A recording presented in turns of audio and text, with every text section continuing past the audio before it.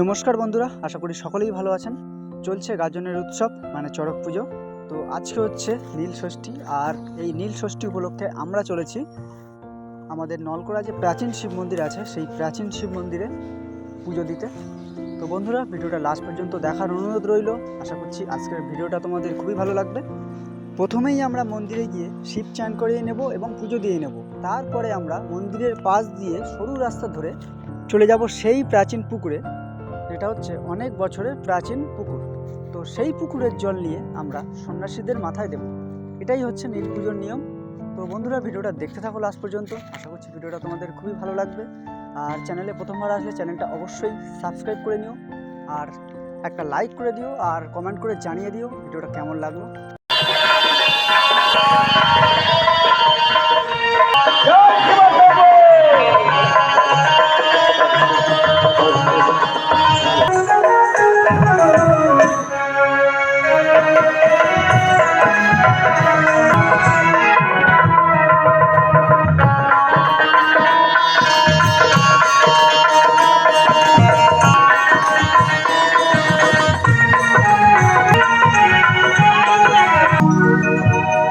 তারকনাথের চরণে শিব মহাদেব।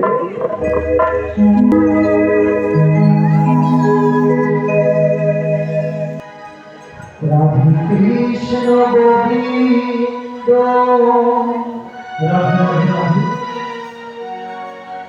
মধুসূদন রাধে কৃষ্ণ গোবিন্দ মধুসূদন হরি নারায়ণ হরি নারায়ণ।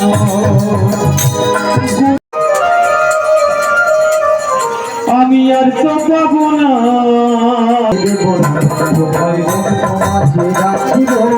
ছেড়ে দেব না, ছেড়ে দিলে সোনার গৌর আর তো পাবো না, ছেড়ে দিলে সোনার গৌর আর তো পাবো না, ছেড়ে দেব না তোমায় দেখে মাথায় রাখবো, ছেড়ে দেব না তোমায় মাঝে রাখবো, ছেড়ে দেব না।